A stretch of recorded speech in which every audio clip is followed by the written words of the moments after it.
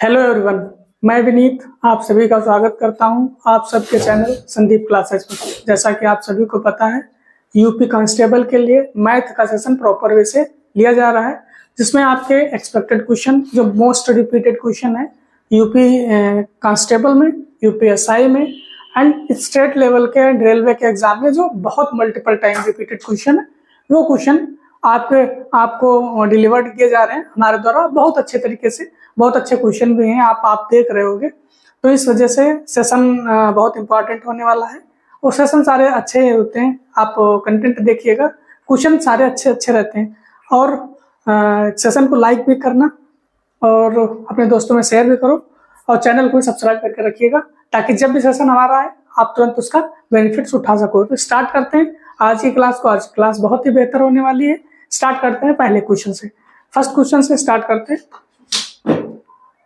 पहला क्वेश्चन है, कह रहा 13 से विभाजित सबसे छोटी संख्या, सबसे छोटी 3 अंकों वाली संख्या। देखो, यूपी कांस्टेबल का आप एग्जाम देने जा रहे हो, इसमें क्वेश्चन जो पूछा जाएगा तो आप ये समझो कि पढ़ना पड़ेगी, थोड़ी थोड़ी चीजें पढ़नी पड़ेगी। इसमें कॉन्सेप्ट तो जो कम पढ़ा रहेगा वो भी कर लेगा, अगर वो ढंग से क्वेश्चन पढ़ेगा। अगर नहीं पढ़ा रहेगा तो वो तो नहीं कर ही नहीं पाएगा, जो पढ़े नहीं तो कर क्यों पाएगा। ये है जिसने तैयारी थोड़ा अच्छे से की, वो स्पीड बुल्टअप कर लेगा, वो थोड़ा जल्दी कर पाएगा। और जिसने अच्छे से नहीं की तैयारी, क्वेश्चन कर लेगा वो, बट उसकी उतनी स्पीड नहीं आएगी। ठीक है, तो ये जैसे क्वेश्चन है, ये पहला क्वेश्चन है, आप देख लो। तो इसमें ऐसा तो है नहीं कोई जो नहीं पढ़ा है वो नहीं कर पाएगा, या फिर जो पढ़ा है वो नहीं कर पाएगा, दोनों कर लेंगे। बट लैग कहाँ पे करेगा कि स्पीड में। देखो क्वेश्चन है, 13 से विभाजित सबसे छोटी 3 अंकों की संख्या जो 16 से विभाजित है, तो शेषफल ज्ञात कीजिए। अब इसमें ऐसा तो है नहीं, इसमें तो जो क्वेश्चन ढंग से समझ लेगा कि 13 से विभाजित सबसे छोटी 3 अंकों की संख्या का अगर करोगे, तो 13 से अगर विभाजित करोगे 3 अंकों की सबसे छोटी संख्या कौन सी होगी? तो 13 × 104 होता है ना, कितना हो जाएगा? 104। तो 3 अंकों की 13 से जो विभाजित होगी, 13 से जो विभाज्य होगी 3 अंकों की संख्या, वो इससे कम तो नहीं होगी, इससे कम नहीं होगी। इससे कम तो फिर तुरंत 2 अंकों की संख्या हो जाएगी। तो कितना हो जाएगा? 104। अब कह रहा है अगर इसी को 16 से विभाजित किया जाए तो शेषफल कितना आएगा। अब इसी को अगर 16 से विभाजित किया जाएगा तो कितना शेषफल आएगा? तो आप कर भी सकते हो, ऐसे 16 से डिवाइड कर भी सकते हो। अब देखो, 16 से डिवाइड करना 104 का मतलब ये होता है, देखो 16 छक्का 96 होता है, 16 छक्का 96, 16 छक्का कितना होता है? 96 होता है। और 16 सत्ती 112 होता है, तो 112 ज्यादा हो जाएगा। 16 छक्का 96 और 96 में कितना जोड़ोगे जो 104 हो जाएगा? 8 जोड़ दोगे, तो जो 8 बचा यही तो शेषफल था, यही तो शेषफल था। कह रहा था जो शेषफल बचेगा, तो कितना शेषफल बचेगा? 8 बचेगा आपका। कितना शेषफल बचेगा? अगर हम 104 को 16 से डिवाइड करेंगे तो 4 शेषफल बचेगा। अब क्वेश्चन के बाद फिर से पढ़ो और फिर से इसका सोल्यूशन देखो, चीजें अच्छी समझ में आएंगी। देखो कह रहा है 13 से विभाजित सबसे छोटी 3 अंकों की संख्या, 13 से विभाजित सबसे छोटी 3 अंकों की संख्या 104 थी, 104 थी अंकों की संख्या को अगर 16 से विभाजित किया जाता है, 16 से विभाजित किया जाता है तो शेषफल कितना होगा? तो शेषफल कितना होगा? तो 16 से हमने 104 को अगर डिवाइड किया तो हमारा 96 तो हो ही जाएगा, तो हमारा 8 शेषफल बचेगा। ठीक है, देखते हैं next question. Next question, question number 2 देखिएगा। क्वेश्चन नंबर 2 क्या कह रहा है? कहता है 6561 के वर्गमूल की गणना की जाती है। वर्गमूल की गणना मतलब वर्गमूल के बारे में कैलकुलेशन किया जाता है। यह संख्या अपने स्वयं के वर्गमूल के द्वारा विभाजित है, परिणाम ज्ञात कीजिए। ये जो संख्या है अपने स्वयं के वर्गमूल से विभाजित है। अब देखो, मान लो ये 6561 है, ये जो संख्या है ये स्वयं के वर्गमूल से विभाजित है। ऐसी कौन सी संख्या है जो स्वयं के वर्गमूल से विभाजित होगी? तो आप इसमें देख लीजिए कौन सा किससे विभाजित होगी। देखो 3 का अगर वर्गमूल करोगे तो 9 आएगा, 9 तो इसमें है भी नहीं। ठीक है, अगर 9 करोगे तो 81 आ जा रहा है, लेकिन ये 6561 है। ये अगर 27 का करोगे तो 7 7 49 लास्ट में 9 आ जाएगा। देखो 9 नहीं है इसमें 1 है, तो इसके मतलब हमारा आंसर डी होगा। इसके मतलब हमारा आंसर डी होगा 81। अब देखो इसको कर भी सकते हो आप, देखो 81 का स्क्वायर क्या कर रहा है, एक संख्या अपने संख्या के वर्गमूल से विभाजित है, यह संख्या अपने वर्गमूल से विभाजित है, मतलब 81 का वर्गमूल करोगे तो इतना ही आ जाना चाहिए, फिर इतना ही आना चाहिए।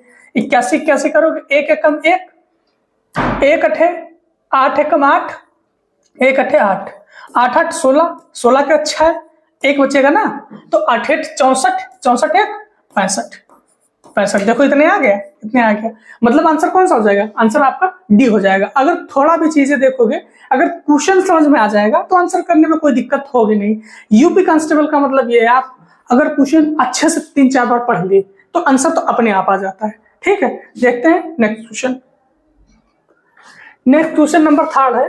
क्वेश्चन नंबर 3 क्या कह रहा है, कह रहा है किसी वृत्त के व्यास को 2 गुना कर दिया जाए। जैसे मान लो ये वृत्त है एक, ये दूसरा वृत्त है, वृत्त का व्यास 2 गुना कर दिया जाए तो क्षेत्रफल में कितनी वृद्धि होती है, क्षेत्रफल में कितनी वृद्धि हो जाएगी। देखो वृत्त का व्यास मान लो ये व्यास था, ये यही ना व्यास होगा, यही व्यास होगा ना, तो ये पहले डी था, ये पहले डी था। अब क्या कह रहा है, ये 2 गुना कर दिया गया है, 2d कर दिया गया है, 2d कर दिया गया है, तो कह रहा है क्षेत्रफल में कितना डिफरेंस पड़ेगा, क्षेत्रफल में कितनी वृद्धि होगी। तो अगर ऐसे देखोगे तो पाई आर स्क्वायर होता है, आर स्क्वायर मतलब ये स्क्वायर होता है, तो यहां अगर देखो 2 की वृद्धि होगी, 2 गुना हो जाएगा तो सिंपल से 4 गुना हो जाएगा। लेकिन देख लो, करके देख लो। अब देखो यहाँ पाई आर स्क्वायर है, पाई आर स्क्वायर है, तो देखो अब डी बराबर कितना होता है, 2r, डी बराबर 2r होता है ना, तो डी बराबर कितना हो जाएगा, 2r हो जाएगा। तो इसका करोगे, r की जगह रखोगे वैल्यू, तो d/2, r बराबर कितना हो जाएगा, r बराबर d/2, r बराबर d/2, r की वैल्यू यहाँ पे रखोगे कितना हो जाएगा, पाई d/2 का स्क्वायर। ठीक है, ये इसका हुआ, ये इसका कितना, इसका एरिया कितना हो जाएगा, पाई d/4, ये हो जाएगा इसका एरिया। अब उसका एरिया कितना हो जाएगा, इसका एरिया कितना हो जाना चाहिए आर के अकॉर्डिंग, पाई d/2 तो होता है, d/2 तो होता है, बट d की जगह कितना हो गया, 2d हो गया, /2 का स्क्वायर करेंगे, ये कट गया, तो पाई और d स्क्वायर। ये कितना ज्यादा है इससे, ये कितना ज्यादा है इससे, ये देखो कितना ज्यादा है इससे, इससे कितना ज्यादा है, 4 गुना ज्यादा है। 4 गुना, देखो ये 4 से डिवाइड है, 4 से डिवाइड है। अगर हम इसको 4 से देखो मल्टीप्लाई करेंगे, 4 से मल्टीप्लाई करेंगे तब देखो इसके बराबर पे पहुंचेगा। मानते हो कि नहीं मानते हो, 4 से मल्टीप्लाई करेंगे तब इसके बराबर पहुंचेगा। ये अगर यहाँ पे अगर हम 4 से मल्टीप्लाई करेंगे तो देखो इसके बराबर पे पहुंचेगा, इसके बराबर में पहुंचेगा। तो इसके मतलब कितना बढ़ गया, कितना बढ़ गया एरिया, उसका क्षेत्रफल कितना बढ़ गया, 4 गुना बढ़ गया, 4 गुना बढ़ गया। आपका आंसर बी करेक्ट हो जाएगा, आंसर बी करेक्ट हो जाएगा। आप ये भी देखो, जब ये है कि उसका डायमीटर चेंज हो रहा है, उसका अगर व्यास चेंज हो रहा तो उसकी पावर स्क्वायर होती है। आप ऐसे भी कर सकते हो, देखो जो लोग बहुत ज्यादा जानते हैं तो देखो ये क्षेत्रफल एरिया क्या होता है, पाई डी स्क्वायर के, तो एरिया किसके डायरेक्टली प्रोपोर्शनल है, एरिया डायरेक्टली प्रोपोर्शनल है डी स्क्वायर के। तो यहाँ पे 2 गुना हो रहा था तो सिंपली 4 गुना हो जाएगा, सिंपली 4 गुना हो जाएगा। खाली उसमें रिलेशन तो डायरेक्टली प्रोपोर्शनल है, जितना डायमीटर बढ़ाओगे जितने गुना उतने गुना आपका एरिया बढ़ेगा। तो उसमें कोई बहुत बड़ी बात नहीं है। ठीक है, आंसर आपका बी करेक्ट हो जाएगा। ठीक है, देखते हैं नेक्स्ट क्वेश्चन। नेक्स्ट क्वेश्चन कह रहा है एक्स ने, कोई एक्स पर्सन है, एक्स ने कोई एक्स के बैंक खाते में 86.54 रुपए शेष हैं, मतलब 86.54 रुपए क्या है, शेष हैं, अभी शेष हैं। उसने क्या किया, 55.31 रुपए जमा करने और 84.33 रुपए निकालने के बाद शेष राशि कितनी होगी। सिंपल क्वेश्चन है। देखो अब उसने जमा किए तो इसमें जोड़ दो, कितना उसने जमा कितने किए, 55.31, तो कितना हो जाएगा, 4 1 5 और 5 3 8, ये कितना हो जाएगा, 6 5 11, 8 5 11 1 14, 141.85 रुपए उसके अकाउंट में हो गए। बट किया क्या उसने 84.33 रुपए निकाल लिए, 84.33 रुपए निकाल लिए, 84.33 रुपए तो 5 से 3 जाएगा 2 और 8 से 3 जाएगा 5। तो 52 किस में है? 52 सब में है, 2 में नहीं है, तो ये आंसर नहीं होगा, ये आंसर नहीं होगा। अब देखो यहां से 2.5 लिया तो कितना बचा? 11। 11 से 4 जाएगा 7। 7 किस में है? इसमें है। आपका आंसर ए करेक्ट हो जाएगा। तो इसमें कोई बहुत बड़ी बात नहीं है, बट ये है आप अगर किए रहोगे, आपके रिदम में रहेंगी चीजें, तो आप जल्दी कर लोगे। अब एग्जाम में तो जल्दी ही करना रहेगा, एग्जाम में जल्दी ही करना रहेगा, क्योंकि अगर जल्दी नहीं करोगे तो कोई जल्दी करके निकल जाएगा। ठीक है, ये क्वेश्चन देखो बहुत ही इंपॉर्टेंट क्वेश्चन है, बहुत अच्छा भी क्वेश्चन है। इसमें एक चीज और सीखने को मिलेगी। इसमें सीखने को क्या मिलेगा? अभी नई चीज है, अभी बताते हैं। देखो क्वेश्चन पहले पढ़ो। एक संख्या को 3003 से गुणा किया जाता है। गुणा किया जाता है एक संख्या को, एक संख्या मान लो हमने x मान लिया, x मान ली, x को 3003 से गुणा किया, 3003 से गुणा किया जाता है।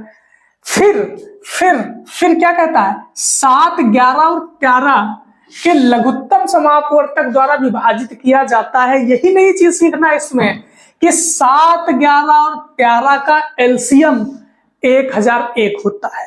बस ये आप जितना अगर पहले से पढ़े हो तो ठीक है, नहीं पढ़े हो तो ये इसको याद कर लो, ये आपको कहीं ना कहीं मिलता रहेगा। 7, 11, 13 का एलसीएम 1001 होता है।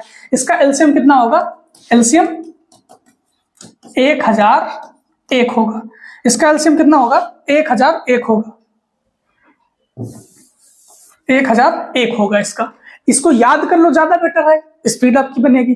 ठीक है, 1001 होता है। नहीं तो निकालोगे तो उसमें निकालने में इतना टाइम लग जाएगा, तो क्वेश्चन में कुछ थोड़ी है। क्वेश्चन जिसको पता होगा तो एक से मुश्किल से 20 सेकंड का काम है, 20 सेकंड में करके चला जाएगा। बट हाँ, अब उसका एलसीएम निकालने बैठोगे तो एलसीएम ही निकालोगे कम से कम 1 मिनट। ठीक है, फिर आगे क्या कह रहा है? लघुत्तम समापवर्तक द्वारा विभाजित किया जाता है। तो इसका लघुत्तम समापवर्तक होता कितना है? 1001 मैंने बोला, 1001। और कह रहा है और फिर स्वयं इसके ही द्वारा विभाजित किया जाता है। और फिर स्वयं इसके द्वारा, मतलब x माने थे, फिर x के द्वारा ही विभाजित किया जाता है, x के द्वारा ही विभाजित किया जाता है, फिर x के द्वारा ही विभाजित किया जाता है। तो कह रहा है परिणाम ज्ञात करो। देखो x से x तो कैंसिल हो जाएगा, और 1001 से ये 3 बार में देखो कट जाएगा। तो आंसर कितना आएगा? आंसर आएगा आपका सी, आंसर 3 आएगा। क्वेश्चन में कुछ नहीं है, खाली इसमें यही है, उसने ये देखना चाहा है कि भैया 7, 11, 13 का आपको एलसीएम पता है कि नहीं पता है। ठीक है, देखते हैं नेक्स्ट क्वेश्चन। नेक्स्ट क्वेश्चन है, यदि ये क्वेश्चन अच्छा है, ये क्वेश्चन ठीक है। 10x + 5, ये 10x + 5 बटे 42x + 8 बराबर क्या कह रहा है? 5:8 के लघु घनानुपात है।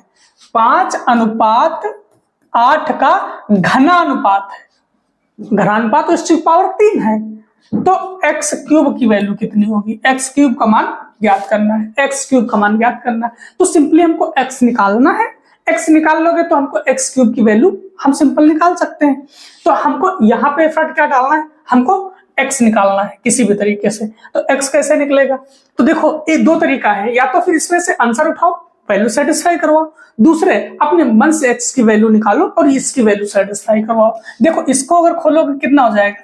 ये 125 हो जाएगा, 5 × 25 बचे 125 हो जाएगा, और 8 × 8 64, और 64 से 512, 64 × 8 512 हो जाएगा। अब देखो या तो इसमें x की वैल्यू ऐसी पुट करो, कि हमारा 125 और 512 आ जाए, क्योंकि इतने बड़ा तो संख्या है नहीं, इसमें इतनी बड़ी संख्या है नहीं, हम कर भी सकते हैं। अब देखो एक तरीका है, एक बार ट्रायल एंड एरर मेथड लगा के देखते हैं। नहीं तो भाई कुछ लोग हैं इसको क्रॉस मल्टीप्लाई करेंगे और फिर x की वैल्यू निकालेंगे, और कोई तरीका भी तो नहीं बनता है। तरीका भी यही बनता है कि हमको क्रॉस मल्टीप्लाई करवाया जाए और फिर इसके बाद हम वैल्यू निकालें। दूसरा तरीका ये है, इसमें ट्रायल एंड एरर मेथड लगाओ, 2-3 मेथड, कि हम 10x + 5 है, इसको हमको 125 बनाना है, मन में रखो अपने। दूसरा 42x + 8 है, उसको 512 बनाना है। तो इसमें हमको क्या एक्स की जगह देखो, एक्स दोनों जगह ऊपर और नीचे कांस्टेंट है, ऊपर नीचे अगर कांस्टेंट है तो एक्स की वैल्यू हम सिंपल सी बात है हम वेरी करवा सकते हैं। तो देखो अगर हम 10 को किससे गुणा कर दें, मान लो 10 से गुणा कर देते हैं तो 10 दाम 100 बचे, 100 प्लस 5 105 हो जाएगा। अगर 11 से करते हैं तो 11 दाम का 110 और 5 कितना हो जाएगा, 115 हो जाएगा। लेकिन देखो अगर हम x की वैल्यू कितनी पुट कर दें, 12 पुट कर दें, 12 पुट कर दें तो देखो कितना हो जाएगा, ये कितना हो जाएगा, 12 दाम का 120 प्लस 5, नीचे कितना हो जाएगा, ये 42 इंटू 12 प्लस 8, मानते हो कि नहीं मानते हो। ये देखो ऊपर वाला तो 125 आ गया, हमने इसी को देख के कि 125 आया है, उसी को देख को मैंने 12 पुट किया। अभी नीचे का अगर सेटिस्फाई हो जाता है सब, जो x की वैल्यू 12 है, तो देखो 12 दूनी 24 के 4, 12 दूनी 24 के 4, 2 बचेंगे और 12 चक्को 48, 48 तो 50 और प्लस 8। अब ये क्या हुआ, 504 है 8, 512, सिंपल सी बात है ये 512। मतलब क्या है, मतलब है कि हमारी x की वैल्यू 12 ही है, x की वैल्यू कितनी है, 12 ही है। अब जब x की वैल्यू निकल आई तो x की क्यूब हम नहीं निकाल पाएंगे, बिल्कुल निकाल पाएंगे। देखो 2 लास्ट में है, 2 दूनी 4 होगा, 4 दूनी 8 लास्ट में होगा, तो 8 किस में है, केवल C वाले में है, केवल C वाले में है। आपको हर मोड़ पे हर स्टेप में अपना एक्स्ट्रा माइंड लगाना है, एक्स्ट्रा सोचना है कि हम आंसर पहले कैसे निकाल सकते हैं। आंसर पहले वैसे ही निकालोगे, हर स्टेप पे सोचोगे, हर स्टेप पे कि हम एक्स्ट्रा कैसे करें, एक्स्ट्रा जल्दी आंसर कैसे निकालें, तो इस तब जल्दी आप आंसर निकाल सकते हो। कुछ लोगों को 12 का क्यूब भी पता होगा, कितना, 1728, ठीक है। नहीं अगर पता है तो 12 12 में 144 होता है, अगर इसको 12 से कर दोगे आंसर आ जाएगा। देखो बच्चों को 48 लास्ट में 8 आएगा, ज्यादा करने की जरूरत नहीं, आपका आंसर C आएगा। कभी 12 का क्यूब नहीं पूछने वाला है, अब यही एप्लीकेशन उसका होगा बट कभी ये नहीं पूछेगा, ठीक है। तो आंसर कौन सा हो जाएगा, आंसर आपका C करेक्ट हो जाएगा, आंसर C करेक्ट हो जाएगा, ठीक है। देखते हैं नेक्स्ट क्वेश्चन। नेक्स्ट क्वेश्चन क्या है, 40 के वर्ग के 40% का 1/4 ज्ञात कीजिए। देखो क्वेश्चन में कुछ नहीं है, क्वेश्चन में कुछ है वाला, क्वेश्चन में कुछ नहीं है, क्वेश्चन में कुछ नहीं है, बट हाँ है, क्वेश्चन में है।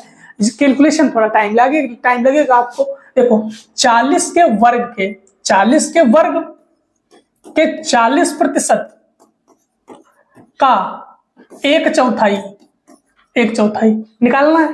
देखो 1 0 ये कट गया, 1 0 ये कट गया, 4 कट गया, 4 कट गया, ठीक है। यहां पे देखो 40 इंटू 40 है, नीचे कितना बचा, 10 बचा, ये 0 से 0, 4 चक्को 16, 160 किस में है, ऑप्शन C में है। कोई तकलीफ हुई इसमें, कोई तकलीफ नहीं हुई, ठीक है। देखते हैं नेक्स्ट क्वेश्चन। नेक्स्ट क्वेश्चन है, क्वेश्चन कह रहा है यदि विक्रय मूल्य को 3 गुना किया जाता है, यदि विक्रय मूल्य को 3 गुना किया जाता है, विक्रय मूल्य को 3 गुना किया जाता है और तो क्या होता है, हाँ तो क्या होता है, तो लाभ 5 गुना हो जाता है, लाभ 5 गुना हो जाता है, तो लाभ ज्ञात कीजिए। तो लाभ ज्ञात करना है। ये क्वेश्चन अच्छा क्वेश्चन है, ये क्वेश्चन अच्छा क्वेश्चन इस वजह से है, आपको इसमें कुछ ना कुछ तो नया सीखने को मिलेगा। जो लोग नए हैं उनके लिए, जो लोग जानते हैं वो लोग अपना करिए, जो लोग पता है, जिन लोगों को पता है वो लोग अपना करिए। देखो इसमें हम मान लेते हैं कि यदि विक्रय मूल्य का 3 गुना किया जाता है, ठीक, विक्रय मूल्य को 3 गुना किया जाता है, अगर ये SP है, अगर इसको हम 3 गुना करते हैं, 3 गुना करते हैं तो क्या करता है, लाभ 5 गुना हो जाता है। लाभ कितना हो जाएगा, प्रॉफिट कितना हो जाएगा, 5 गुना हो जाएगा, प्रॉफिट 5 गुना हो जाएगा। एक बात और भी जानते हैं हम, जब बात प्रॉफिट की आएगी तो प्रॉफिट होता क्या है, प्रॉफिट होता क्या है, SP माइनस CP होता है, ये प्रॉफिट होता है इंटू 5, यही तो है। बट यहां पे देखो हम प्रॉफिट के लाभ के बराबर में लाभ नहीं रख सकते। लाभ के बराबर में लाभ कब रखेंगे, जब इसमें CP माइनस कर देंगे। ये मान लो हमारा SP था, ये 3 गुना हुआ था, अगर इसमें से CP माइनस करेंगे ये भी लाभ हो गया, अब वो तो लाभ दिए ही था। अब दोनों एक दूसरे के बराबर हम कर सकते हैं कि नहीं कर सकते हैं, नहीं समझ में आया ना।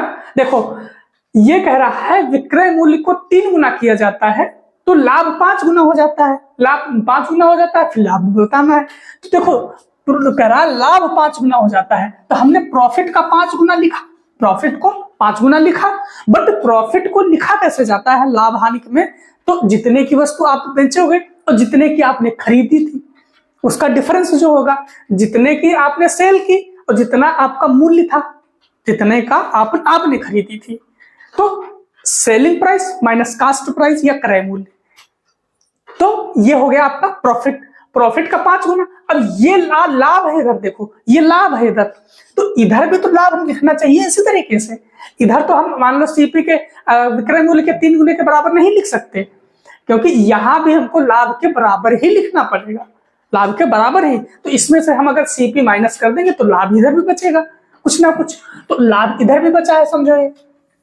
अब दूसरे हम एक दूसरे के इक्विवेलेंट कर सकते हैं। अब देखो ये कितना हुआ, ये हुआ 3SP माइनस सीपी, ये कितना है, इसका ब्रैकेट में 5 है, तो 5SP माइनस 5CP, ठीक है। अब देखो क्या करोगे, ये सीपी वाले एक तरफ ले जाओ, एसपी वाले एक तरफ ले जाओ। अब देखो सीपी है ये कितना 5CP, तो 5CP माइनस सीपी, ये देखो 5SP है, ये कितना है माइनस 3SP।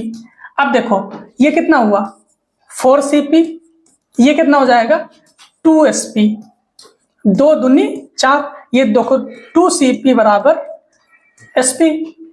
देखो CP SP का कितना आ जाएगा रेशियो, CP अपान SP बराबर 1/2। अब देखो लाभ निकाल सकते हो। अब देखो CP कितना है 1, लाभ कितना है, आपने खरीदी 1 की है, बेची 2 की है, खरीदी आपने 1 की है, बेची 2 की है, तो बेची 2 की है, खरीदी 1 की है, कितने पर 1 पर। अरे यार ऐसे लिखते हो कि नहीं लिखते हो, लाभ बराबर विक्रय माइनस क्रय बटे क्रय इंटू 100, यही तो लिखते हो ना। अब देखो विक्रय कितने का है 2 के किया, क्रय कितना किया था 1 का, क्रय कितने था 1 इंटू 100, तो देखो ऊपर कितना बचेगा 1, नीचे 1, मतलब 100% का लाभ हुआ है। कितना लाभ हुआ 100% का लाभ हुआ है। 100% का लाभ होगा तो आंसर आपका बी करेक्ट हो जाएगा, ठीक है। देखते हैं नेक्स्ट क्वेश्चन। नेक्स्ट क्वेश्चन है आपका, एक्स 42,000 रुपए में एक स्कूटर खरीदता है।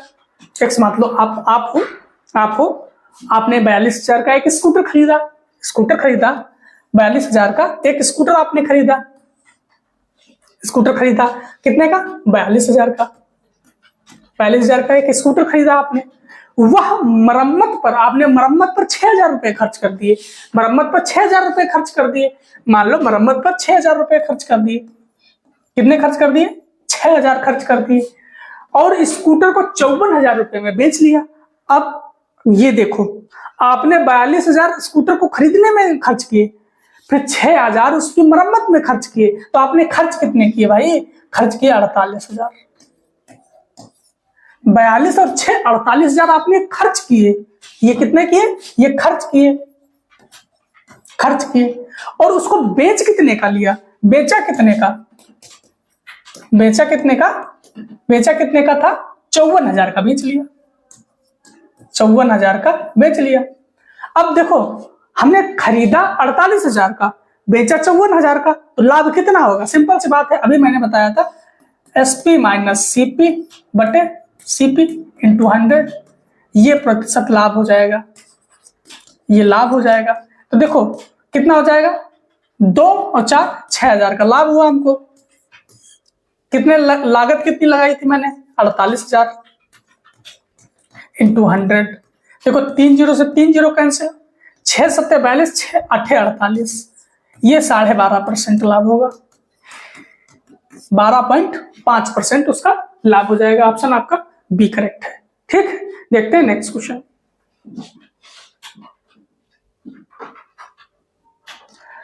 नेक्स्ट क्वेश्चन है आपका, 110 रुपए की लागत वाली एक वस्तु को 110 रुपए की लागत वाली एक वस्तु को 104.5 रुपए में बेची जाती है, तो छूट कितनी होगी, कितनी छूट उसने दी होगी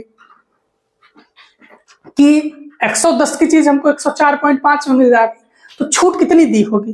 तो ये क्वेश्चन अगर जिसने नहीं किया तो थोड़ा डिफिकल्ट लगेगा, अदरवाइज कर सारे लोग लेंगे। ये नहीं है कि कोई कर नहीं पाएगा, कुछ लोग सिंपल इसको घटाएंगे, कुछ निकालेंगे अपना, देख लो ऐसे इसको करोगे। अगर मान लो मान लो कोई चीज 110 की है, 110 की है और 104.5 में मिल जा रही है, तो हमको डिस्काउंट कितना मिलेगा, डिस्काउंट मिलेगा 100 माइनस एक्स बटे 100, कितने में मिल जा रही है, 104.5 में मिल जा रही है।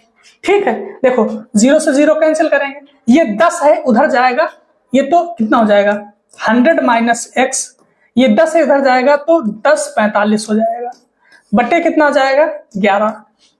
ये क्वेश्चन बन जाएगी आप।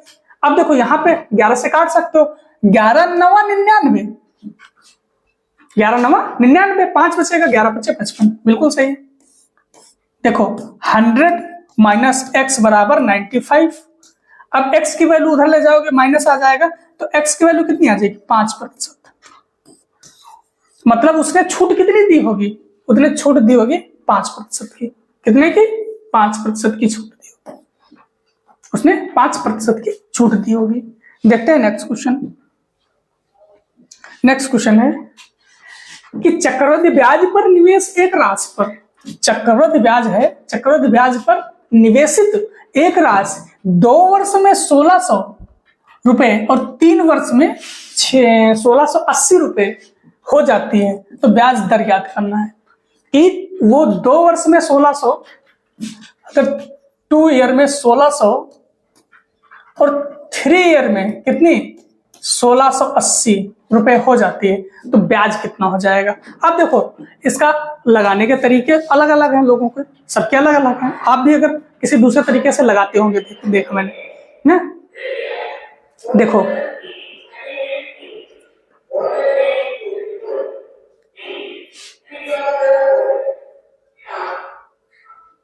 देखो अब इसको लगाने का तरीका है भाई, 3 साल में वो 1680 होती है, हम मान लो 1680 3 साल में करते हैं होती है, और 2 साल में 1600 होती है, 2 साल में 1600 होती है। तो देखो आप इसको ऐसे देखो भाई, 3 साल में हो रही थी 1 प्लस आर बाई 100 की पावर 3, 1 प्लस आर की पावर बाई 100 बाई 2।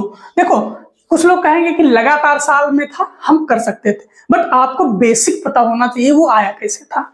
अब देखो इसको, ये चीजें देखो अंदर आधार समान है, तो क्या करेंगे हम, आधार समान है, ये क्या होगा, ये उठ के इसकी पावर -2 यहां चली जाएगी, -2 यहां चली जाएगी, यहाँ पे पावर कितनी बचेगी 1 बचनी चाहिए, 1 ही बचेगी।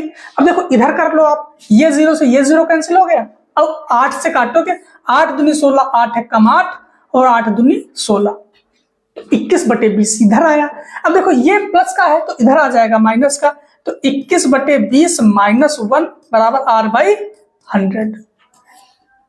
ठीक बात है। अब ये देखो कितना बचेगा 1/20, ये 100 है इधर आ जाएगा बराबर r, तो r की वैल्यू कितनी आ जाएगी 20 पंचे 100, रेट कितनी आ जाएगी 5%। किसमें है आपका आंसर, ए में है 5%। ठीक है, देखते हैं next question. Question number next है कि 1 वर्ष में 4% प्रतिवर्ष, 1 वर्ष में 4% प्रतिवर्ष के चक्रवृद्धि ब्याज पर निवेशित राशि कितनी है 25,000 है। 25,000 रुपए की राशि अर्धवार्षिक रूप से समायोजित होने पर कितनी हो जाएगी। कह रहा है 1 वर्ष में अगर 4% चक्रवृद्धि ब्याज होता है तो 25,000 पर यहाँ अर्धवार्षिक अगर वही कर दी जाए तो कितनी हो जाएगी। अब देखो भाई, अगर अर्धवार्षिक हमारा जो रेट था पहले 4% था 1 साल के लिए, मतलब 12 महीने के लिए, 12 मंथ के लिए, 12 मंथ के लिए। बट अर्धवार्षिक कितना 6 महीने के लिए होता है, तो हम 6 महीने के लिए करेंगे, तो देखो 6 महीने के लिए करेंगे तो इसको हम ऐसे भी तो लिख सकते हैं 2 × 6 लिख सकते हैं कि नहीं लिख सकते हैं। अब 6 महीने के लिए निकालना है तो ये 2 इसके नीचे ले आओगे 4% बाई 2,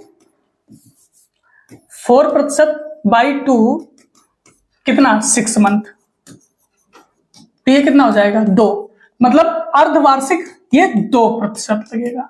ब्याज फिर अर्धवार्षिक होगा तो रेट कितनी हो जाएगी 2%। इसी वजह से कहते हैं ब्याज आधा हो जाता है, ब्याज आधा हो जाता है। अगर वार्षिक दिया हो अर्धवार्षिक आएंगे तो ब्याज आधा हो जाएगा, सॉरी जो ब्याज की रेट होगा वो आधा हो जाएगा, जो रेट होगा वो आधा हो जाएगा। और एक वर्ष में छमाही कितने होंगे, अर्धवर्ष कितने होंगे 2 हो जाएंगे, तो टाइम कितना हो जाएगा 2 हो जाएगा, टाइम कितना हो जाएगा 2 गुना 2 हो जाएगा और रेट आधा हो जाएगा। यही इसी वजह से डायरेक्ट बोलते हैं। अब देखो मान लो 2 हो जाएगा, 2 हो गया, ठीक है। 2 को कैसे लिख सकते हो आप 2/100, 1/50। अब देखो अब आपको वही लगाना है जो हमेशा से सिखाते हैं। 50 से 51 हो रहा है, 50 से 51 हो रहा है, तो देखो 5 × 2500, 51 स्क्वायर करोगे कितना आ जाएगा, 1 एकम 1, 1 × 5, 1 × 5, तो कितना हो जाएगा 5 × 5 = 10 का 0, 1 बचेगा, 5 × 25, 1 26, ठीक है। अब देखो क्या कह रहा है कि हमको 2500 की वैल्यू पता है, कितनी है 25,000 है, 2500 की वैल्यू कितनी है 25,000 है, 25,000 है। तो ये कितने गुना है, ये 10 गुना है। ये कितने गुना है, ये 10 गुना है, ये 10 गुना है। तो कह रहा है अर्धवार्षिक रूप से समायोजित होने पर कितनी हो जाएगी। अब हमको ये वाली देखनी है, ये तो 10 गुना इसका भी हो जाएगा, 26 0 10 0, ये हो जाएगी 26 0 10 0। आपका आंसर बी करेक्ट है। 10 गुना ये भी हो जाएगी भाई, इसका भी 10 गुना करोगे तो इतना हो जाएगा, कितना आ जाएगा 26 0 10 0, ठीक है। तो आपको ये पूरे कॉन्सेप्ट पता होने चाहिए, कब आधी करनी, कब 2 गुना करना, क्या 2 गुना करना है, क्या आधा करना है, ठीक है। देखते हैं नेक्स्ट क्वेश्चन। नेक्स्ट क्वेश्चन ये भी बेस्ट क्वेश्चन है, अच्छा क्वेश्चन है। देखिएगा क्या है, ए ने 75,000 रुपए के साथ में एक व्यवसाय शुरू हुआ। ए जो है, ए क्या करता है, ए करता है 75,000 रुपए के साथ में एक व्यवसाय स्टार्ट करता है। कितना 75,000 रुपए के साथ में एक व्यवसाय स्टार्ट करता है, व्यवसाय शुरू किया और 37,500 रुपए के साथ बी कुछ समय के बाद जुड़ा। अच्छा, बी जो है 37,500 के साथ में 37,500 रुपए के साथ में कुछ समय के बाद में जुड़ा ए के साथ में। वर्ष के अंत में लाभ, ये क्या है, ये पूंजी है, ये लाभ है। लाभ नहीं, पहले देख लो समय, कुछ समय के बाद। मान लो इसका पूरे साल 12 महीने लगा रहा है तो इसका x महीने लगा रहा होगा। अब कह रहा है वर्ष के अंत में लाभ कितना हुआ, इसका 3 हुआ, इसका 3 हुआ, इसका 1 हुआ वर्ष के अंत में। तो साझे में तो साझा किया जाता है, तो कितने महीने बाद बी शामिल हुआ था, कितने महीने बाद बी ए के साथ शामिल हुआ था, ये क्वेश्चन में पूछा है आपको। देखो करना क्या है आपको, हमने बताया हमेशा, ये क्या है आपका, ये पूंजी है, ये क्या है, ये टाइम है, मतलब समय है, ये समय है। ये क्या है, ये है लाभ, ये है आपका लाभ।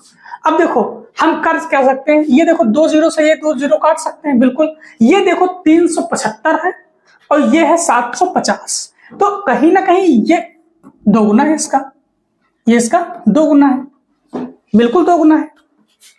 हमने एक रिलेशन पढ़ा है क्या, देखो लाभ बराबर क्या हो, लाभ बराबर पूंजी इंटू समय, यही ना, लाभ बराबर पूंजी इंटू समय। तो लाभ कितना है, लाभ कितना है, हमको तो लाभ 3:1 दिख रहा है, ठीक है। और पूंजी कितनी है, पूंजी कितनी दी गई, पूंजी 2 और 1 के रेशियो में है। समय कितना है, समय कितना 12 और इसका x है। तो देखो हम पहले इसको लाभ के टर्म में लिख लेते हैं। ये कितना हो जाएगा, ये हो जाएगा 12x, ये कितना हो जाएगा 1x। अब हम इसको बराबर लिख सकते हैं, देखो 12x, सॉरी 12 दूनी 24 नहीं तो 12 और 2 ये 2 हुआ तो 24 हो जाएगा।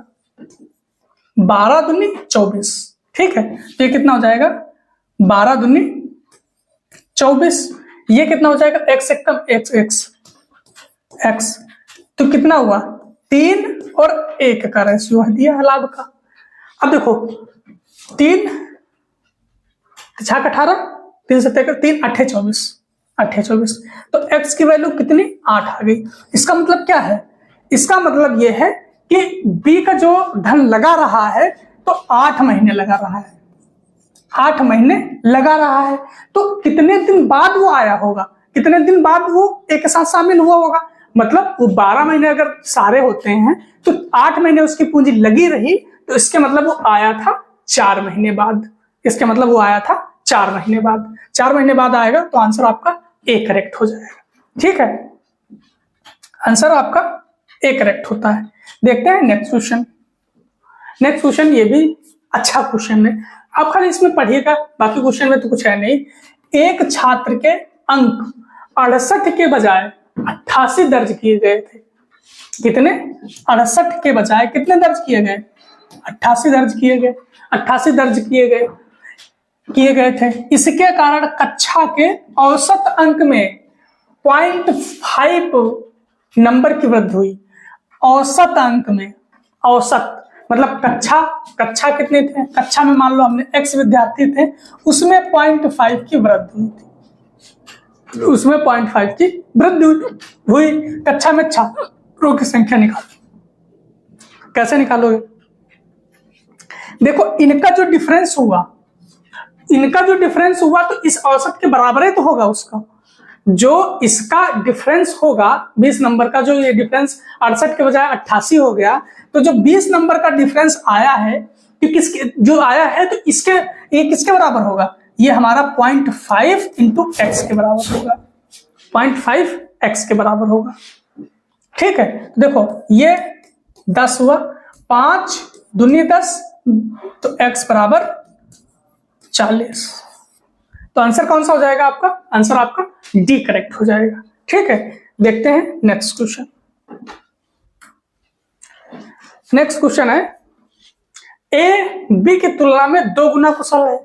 ए है और बी है। ए बी की तुलना में 2 गुना कुशल है। ए बी की तुलना में 2 गुना कुशल है। अच्छा सी भी है 2 गुना कुशल है, और जो मतलब बी के लिए जो सी की तुलना में 3 गुना कुशल है।